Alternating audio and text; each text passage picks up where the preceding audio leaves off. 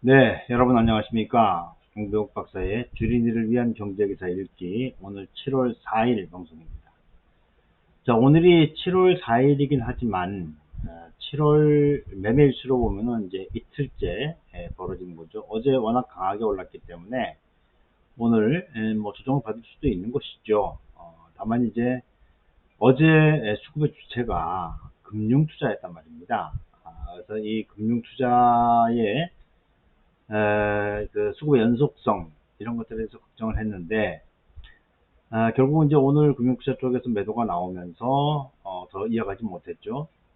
그러니까 시세 연속성 확보로 가는 측면에서는 금융투자 쪽은 좀 바람직하지 못하고, 연기금이라든지 그렇지 않으면 이제 외국인이라든지 이런 쪽에서 수급이 좀 나와야 되는데, 그래도 외국인 투자가들 같은 경우에는 IT 쪽을 꾸준히 사고 있어서 지수의 낙폭이라든지 그렇지 않으면 앞으로 지수를 관리해 나가는데 크게 문제는 없을 것이다, 이런 생각이 들고요.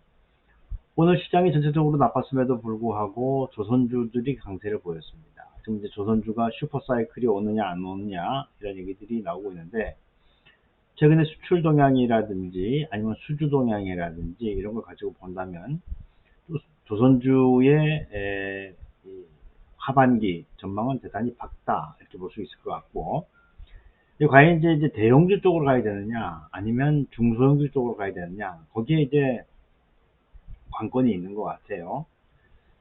실적이라고 하는 레버리지를 생각해 본다면은 뭐 미포조선과 같이 그 중소형주들이 낮고, 그렇지 않고 이제 기관 수급이라든지 외국인 수급에 기대해서 간다면은 현대 HD 현대중공업이나 아니면 뭐 시가총액이 큰 종목들을 중심으로 가는 것이 더 낫지 않겠나 싶은 생각이 드는데, 결국은 이제 수출이 늘고 수주가 늘고, 그래서 실적을 레버리지로 사용한다면, 그렇다면 이제 제가 볼 때는 미포가 좀 더 낫지 않을까, 이런 생각을 감히 해보게 되는 그런 상황인 것 같습니다.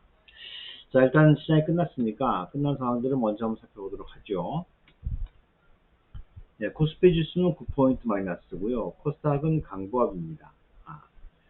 역시 외국인 기관이 같이 매도를 했는데, 금융투자 쪽에서는 뭐 거의 사지 않은 그런 상황이 됐고요. 코스닥은 뭐 외국인도 팔고 기관도 파는데 금융투자가 매도를 많이 한 그런 상황으로 봐야 되겠네요. 수급을 가지고 본다면 외국인 투자가들은 매도 기조에 있다라고 이제 봐야 될 것 같고, 오늘은 연기금 쪽에서 매물들을 상당히 많이 내놓은 그런 상황이 됐습니다. 금융투자가 이렇게 그 수급의 연속성을 좀 불어넣어줘야 되는데, 이게 그렇지 않은 상황에서는 시장 끌고 가기가 좀 어렵다 생각이 들고요. 코스닥도 뭐 마찬가지 상황으로 보여집니다. 업종별로 보면은, 자, 외국인 투자가들이 전체적으로 매도했음에도 불구하고 IT 전기전자를 사고 있단 말이에요. 이거는 굉장히 국무적인 일이 되겠습니다. 이렇게는 뭐 괜찮아 보이고, 운수장비 쪽에서도 순매수가 들어왔는데, 기관이 운수장비 같은 경우는 이제 조선 기자재, 자동차 부품 이런 쪽이 되지 않겠나 생각이 되고요. 차트를 가지고 보면은 어제 20일 이동평균선을 딱 머리를 대고 끝났는데, 오늘은 그거를 가지 못했어요. 하지만 여기 5일이라든지 10일이라든지 이런 저기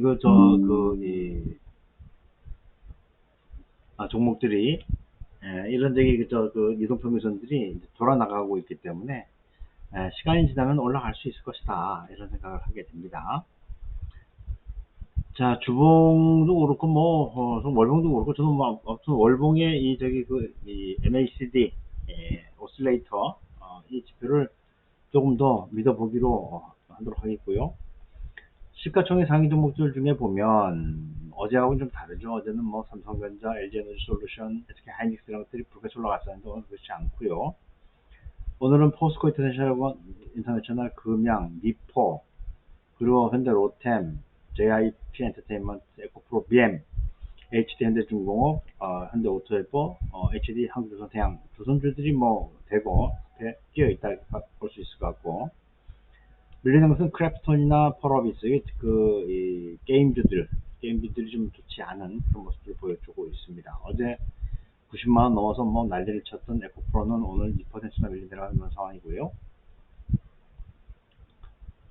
자, 코스피, 예, 뭐, 좀 전에 봤던 바와 됐고, 코스닥도 마찬가지로, 그런 움직임들을 보였다라고 볼 수 있을 것 같습니다. 테마주도 보면은, 아몰레드 소재도 있지만, 조선, 해양플랜트, 그 다음에 본행제, 반도체 후공정, 조선 해양플랜트 기자재, 이런 종목들이 대거 올라가는 걸로 봐서는 이제 중심은 그쪽에 있다라고 보여지고, 그렇습니다.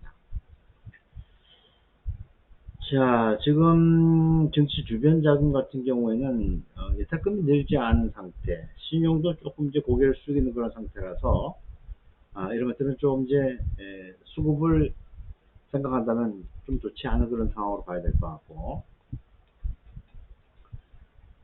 오늘 이제 미국은 독립기념일이죠. 그래서 어제 이제 반장만 열렸었는데 일단 달러인덱스는 뭐 보합권에 끝났고, 국제 원유 가격도 처음 출발할 때는 플러스권에 있었지만 미국의 그 장단기 금리 차라든지 이런 것들이 경기를 후퇴시키는 그런 부분들이 있기 때문에 일단은 뭐 좀 밀려 내려가는 그런 상황에서 마무리됐고요. 환율은 오늘 1303원에 끝났습니다.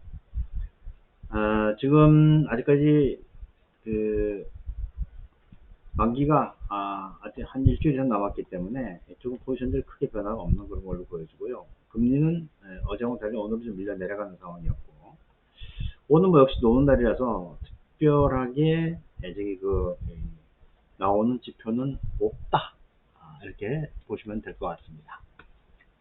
자, 뉴스 좀 하나씩 보도록 하죠. 뉴스 뭐 특별히 나온 건 없고요. 건망심리 속 혼조세, 코스피는 하락 마감했다. 특별한 이유는 없어요. 수급에 따라 움직이는 그런 상황이기 때문에 특별한 이야기는 없고,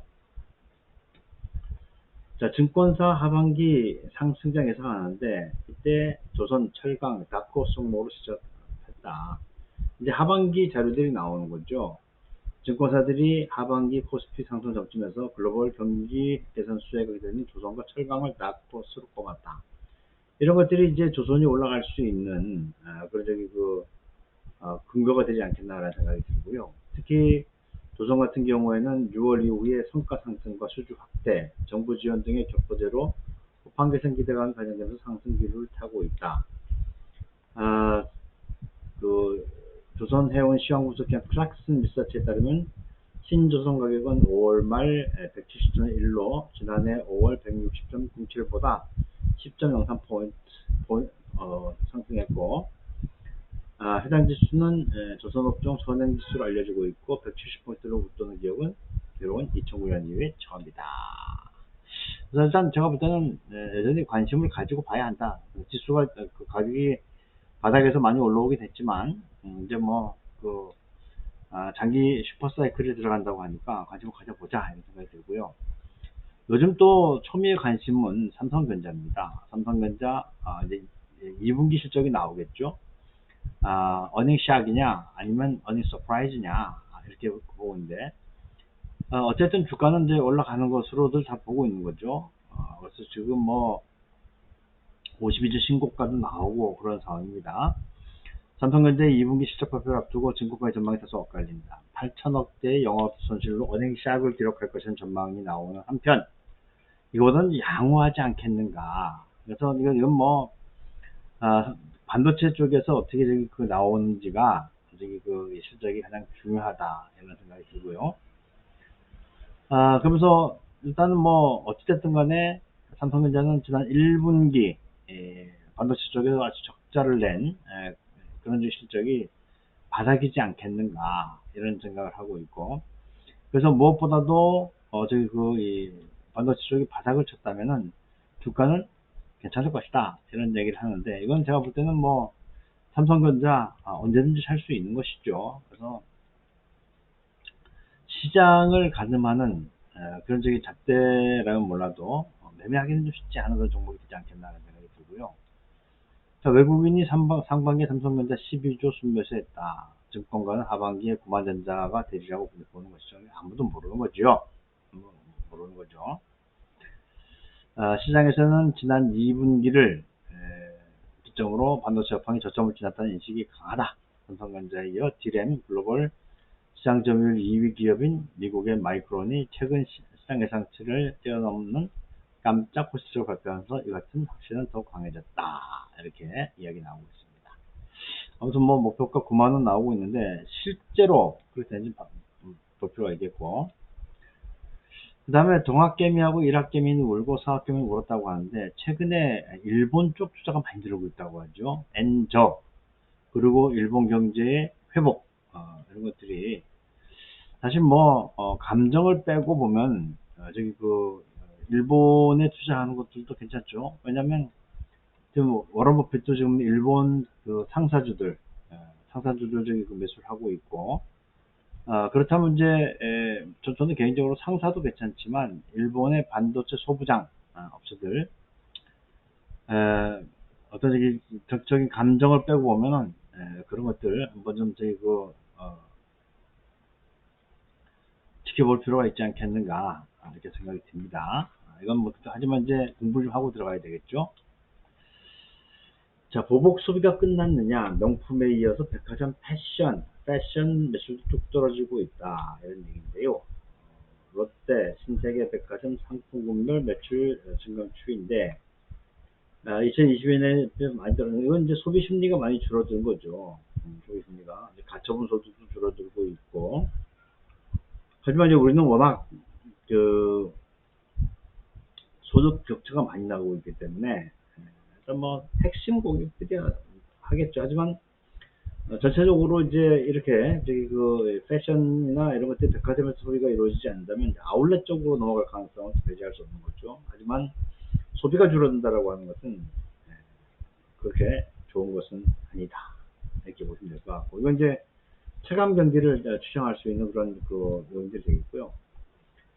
자, 미국 국제 장단기 금리 역전폭이 1981년에 최대다, 불황의 전도다 라고 이야기를 하고 있는데, 1955년 이후 한 차례 제외하고 경기 침체 앞서 2년, 10년 금리 역전이 됐다. 이게 이제 2년, 10년의 그 금리 역전되는 걸 보여주고 있는데, 여기 이제 그 수평선이 이게 제로란 말이에요. 그러니까 요 위에 있으면은 장기물이 더 높은 것이고, 요 밑에 있으면 이제 단기물, 2년 금리가 더 높은 것인데, 이게 이미 이제 2022년 7월 부터 뒤집어져 있단 말입니다. 그러니까 이제 경기는 침체되지 않겠는가 계속 보고 있는데, 근데 이제 미국의 그 경제 성장 이런 것들은 계속 잘 나온단 말이에요. 그래서 이게 전 개인적으로 2007년 금융위기 이후에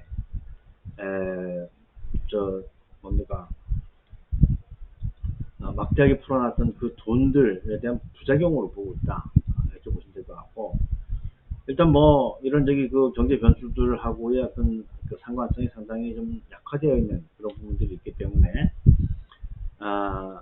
전통적으로 생각했던 것들하고는 조금 결이 좀 다르게 봐야 되지 않겠는가, 이런 생각도 하게 됩니다. 그래서 이거는 실제로 나오는 지표들하고 같이 비교해 가면서 봐야지, 그냥 그 도식적으로 금리 역전, 경기 그 침체 이렇게 보기는 어려울 것이다, 이런 생각을 하게 됩니다. 자, 이제 뭐 3분기 시장은 출발했죠. 하반기 시장도 마찬가지고 이제 아마 좀 더 선택과 집중이 필요한 그런 시점 되지 않겠는가, 이런 생각을 하게 됩니다. 예, 아무튼 저는 개인적으로 물이 들어오고 있다라고 생각하고 있기 때문에 계속해서 노를 잘 저을 생각을 해야 되겠다 생각이 됩니다. 오늘 마치도록 하죠. 고맙습니다.